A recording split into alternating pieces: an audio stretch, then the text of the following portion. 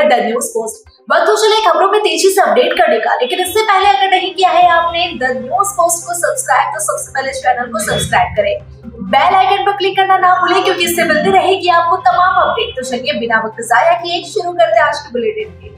झारखंड विधानसभा के conference hall में नए विधायकों का 2 दिवसीय प्रशिक्षण शुरू होगा। विधानसभा के नए सदस्यों को कोई दिक्कत ना हो, इसे लेकर विधानसभा की ओर से पहली बार निर्वाचित पूर्व विधायकों को उनके दायरे और सभी टेक्निकल बिंदुओं पर प्रशिक्षण दिया जाएगा। इस प्रशिक्षण का उद्घाटन विधानसभा अध्यक्ष करेंगे, जिसमें सभी नए विधायक शामिल होंगे। रांची के कोतवाली थाना के एसआई को घूस लेते रंगे हाथों एंटी करप्शन ब्यूरो की टीम ने दबोचा है। मिली जानकारी के अनुसार यह रिश्वत एक व्यक्ति का मोबाइल थाना से छुड़ाने के नाम पर मांगी गई थी। दरअसल आर्म्स एक्ट के एक आरोपी को कोतवाली थाने की पुलिस ने गिरफ्तार किया था। इस दौरान आरोपी का एक महंगा मोबाइल भी थाने की पुलिस ने जब्त किया। ऋषिकांत इस केस का आईओ थे। इंस्पेक्टर ऋषिकांत मोबाइल को थाने से छोड़ने के लिए पीड़ित से 5,000 रुपए की मांग की थी, जिसके बाद आरोपी के भाई ने एसीबी से संपर्क किया। एसीबी ने योजनाबद्ध तरीके से सब इंस्पेक्टर को पकड़ा है। बताया जा रहा है कि एसीबी ने एसआई ऋषिकांत को महिला थाना परिसर से घूस लेते गिरफ्तार किया और अपने साथ ले गई। झारखंड सरकार ने एक ऐतिहासिक फैसला लेते हुए राज्य कर्मियों, सेवानिवृत्त कर्मियों और अधिवक्ताओं को बड़ा तोहफा दिया है। मुख्यमंत्री हेमंत सोरेन ने इन सभी के लिए 5 लाख रुपए तक का मुफ्त स्वास्थ्य बीमा देने की घोषणा की है। आइए जानते हैं इस योजना की पूरी जानकारी। झारखंड सरकार की इस नई योजना के तहत सरकारी कर्मचारियों, पेंशन भोगियों, अधिवक्ताओं और उनके आश्रितों को 5 लाख रुपए तक का कैशलेस स्वास्थ्य बीमा मिलेगा। यह योजना सरकारी और सूचीबद्ध निजी अस्पतालों में लागू होगी, जिससे लाखों लोग लाभान्वित होंगे। झारखंड विधानसभा बजट सत्र के दौरान विपक्ष बालू की लूट के सवाल से सरकार को घेर रही है। आरोप है कि नदी से बालू के लिए प्रति ट्रैक्टर 1,500 रुपए थाना को देना पड़ता है। बिना सेटिंग के गाड़ी नहीं चल सकती। नतीजा यह है कि अपना बालू होते हुए भी 4,000 से 5,000 ट्रैक्टर बालू खरीदना पड़ रहा है। डुमरी विधायक जयराम महतो ने कहा कि बिना थाना को मैनेज किए कोई भी काम नहीं होता। कोयला हो या बालू, सभी में प्रति गाड़ी थाने का कमीशन फिक्स होता है। अब यह पैसा कहां तक जाता है, इसका जवाब सरकार को देना चाहिए।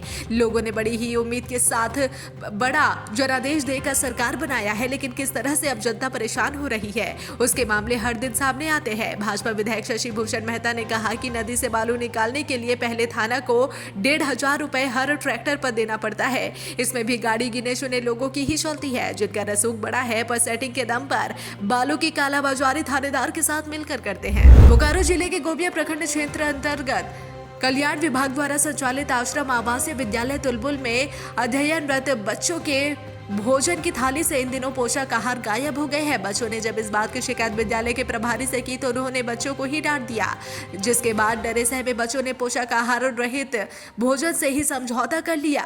वहीं इस बात की शिकायत गोमिया के बीडीओ महादेव कुमार महतो के पास गई, तो उन्होंने आश्रम आवासीय विद्यालय का औचक निरीक्षण किया।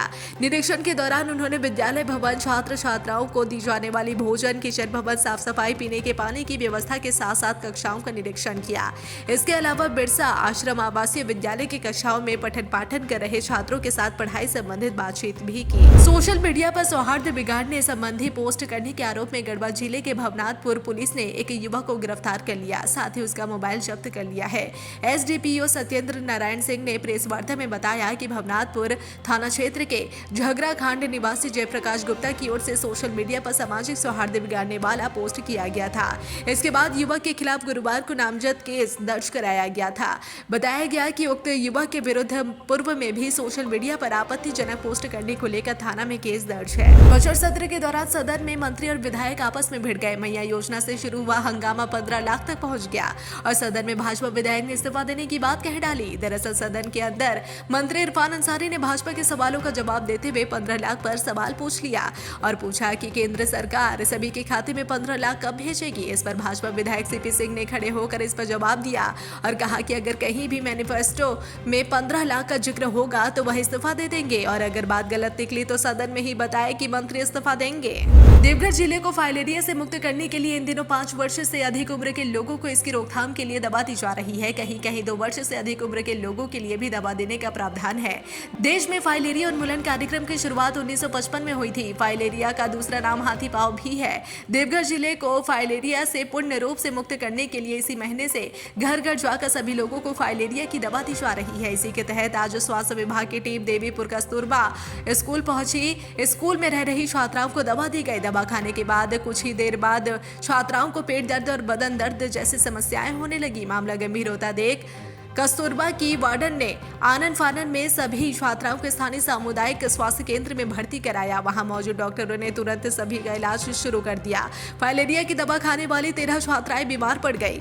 डॉक्टर अभय प्रसाद ने कहा कि सभी खतरे से बाहर है और उनका समुचित इलाज चल रहा है। वहीं डॉक्टर ने कहा कि शायद सभी को गैस की समस्या के कारण बदन दर्द या पेट दर्द हुआ होगा। ऐसे में सवाल उठ रहा है कि फाइलेरिया की दवा कितनी कारगर है। गिरिडीह में रोड एक्सीडेंट घटना पिछले कई दिनों से लगातार जारी है और वाहन चालकों पर कहर बनकर टूट पड़ रहा है। जी हां, जिले के बिंडी और बागोदर में हुए हादसे में 3 लोगों की मौत हो गई। सबसे दर्दनाक हादसा बिंडी में हुआ, जहां बिंडी के भरकट्टा ओपी के सलेढ़ी गांव में एक तेज रफ्तार से गुजर रही स्कॉर्पियो का संतुलन बिगड़ गया और पलटी मार गया। इस दौरान स्कॉर्पियो में सवार 2 लोगों की मौत हो गई, जबकि 5 अन्य जख्मी हो गए। मृतकों में सलेढ़ी गांव निवासी 19 वर्षीय आकाश राय के साथ जिले के मधुबन थाना इलाके के बिट्टू तोरी शामिल है। वहीं गाड़ी में सवार घायलों में मधुबन थाना इलाके के विवेक कुमार, जतिन कुमार, डब्लू राय और संतोष राय शामिल है। हालांकि गाड़ी के पलटने के बाद एक युवक डर से फरार भी हो गया। घटना के बाद स्थानीय लोगों के सहयोग से भरकट्टा ओपी पुलिस घायलों को इलाज के लिए सदर अस्पताल भिजवाने में जुट गई।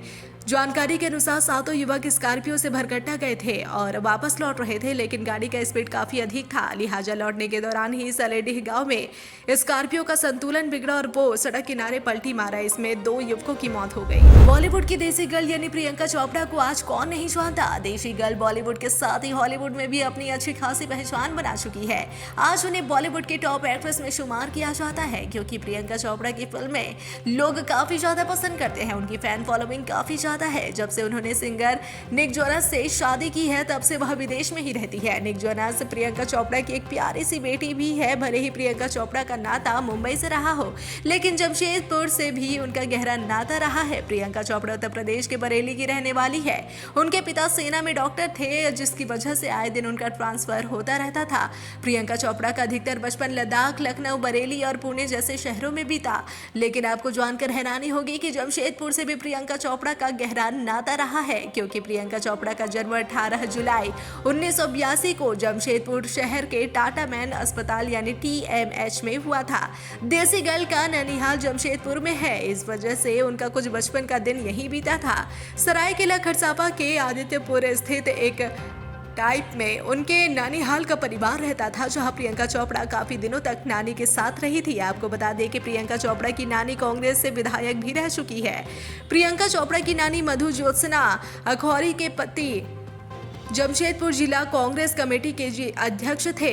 जी हां, जिसकी वजह से साल 1962 में जमशेदपुर पूर्वी सीट से मधु अखौरी को चुनाव लड़ने का मौका दिया गया।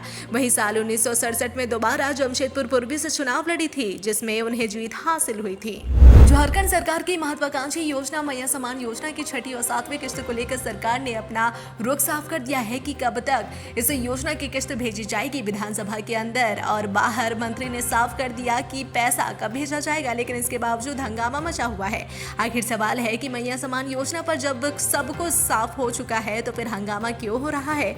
इस पूरे मसले पर विपक्ष की भूमिका में अपनी बात रखते हुए वरिष्ठ विधायक सरयू राय ने कहा कि सरकार बिना तैयारी के योजना लेकर आई है।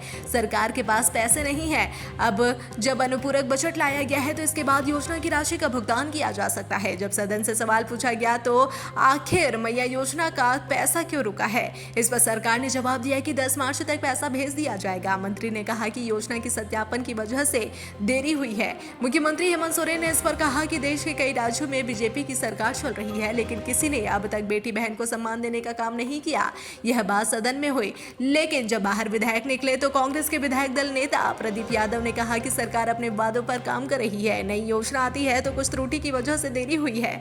अभी बकाया 8 मार्च तक भेजने की तैयारी है। फिलहाल मैया योजना की 56 लाख बहन बेटी इंतजार कर रही है कि कब योजना की राशि जाएगी।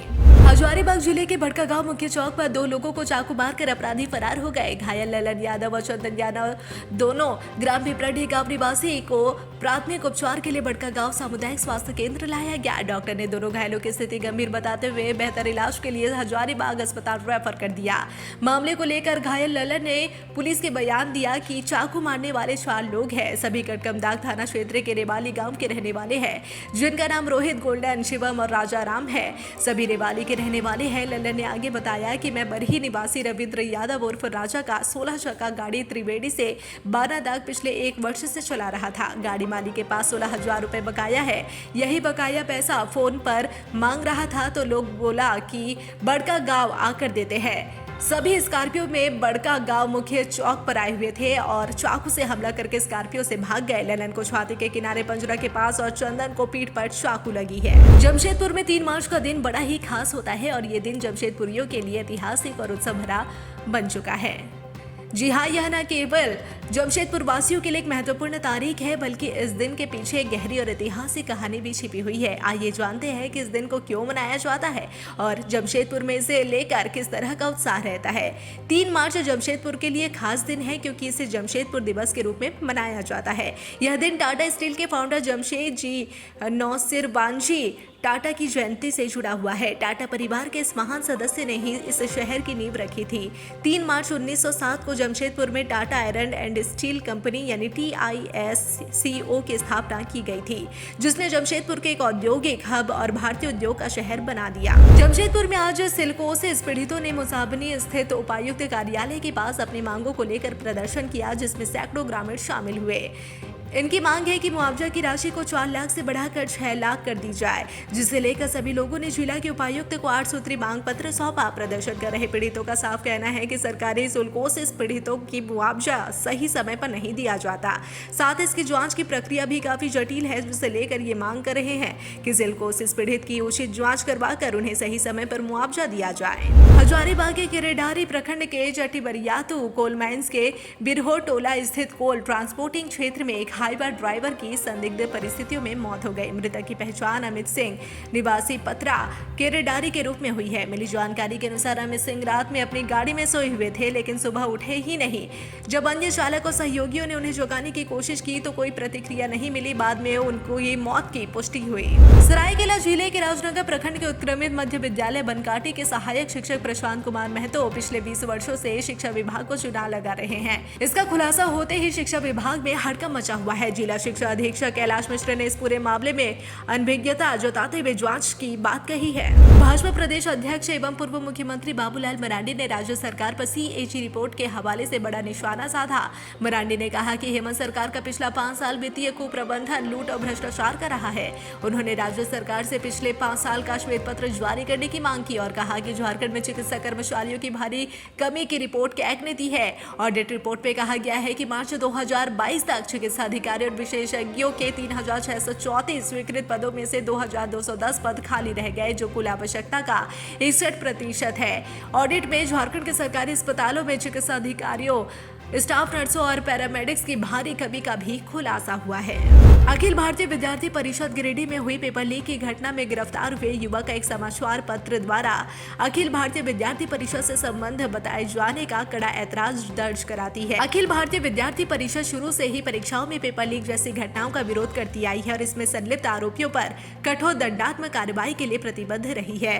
बता दें कि झारखंड बोर्ड 10वीं पेपर लीक की घटना होते ही तुरंत बाद अखिल भारतीय विद्यार्थी परिषद ने सभी जिला मुख्यालयों में जैक की विफलता के बाद सामान्य छात्रों से पुतला दहन का आह्वान किया था। गिरिडीह में भी सरकार और जैक अध्यक्ष के विरुद्ध परिषद कार्यकर्ता सामान्य छात्रों के साथ मिलकर पुतला दहन कर रहे थे। उसी समय उस स्थान पर कई अन्य संगठन भी सरकार और जैक अध्यक्ष के विरुद्ध प्रदर्शन कर रहे थे। उस प्रदर्शन में समाज के विभिन्न क्षेत्र के प्रमुख व्यक्ति समेत सामान्य छात्र छात्राएं शामिल थे।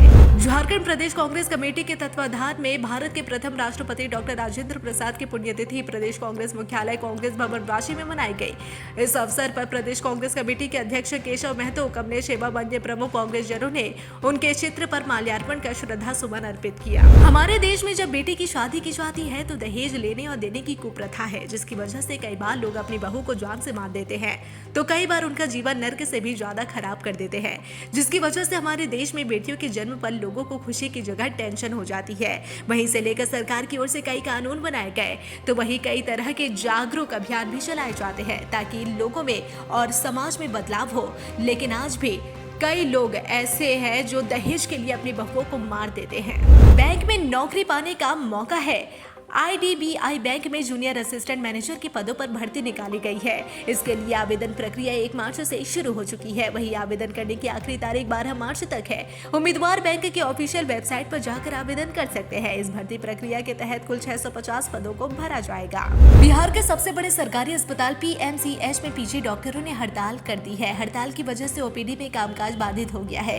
केवल इमरजेंसी सेवाएं बहाल है। दरअसल PG डॉक्टर पिछले 4 महीने से स्टाइपेंड नहीं मिलने की वजह से नाराज है। PG डॉक्टरों का आरोप है कि कई बार अल्टीमेटम देने के बावजूद स्टाइपेंड को लेकर PMCH एडमिनिस्ट्रेशन गंभीर नहीं हुआ, लिहाजा उनके सामने हड़ताल पर जाने के अलावा कोई विकल्प नहीं बचा था।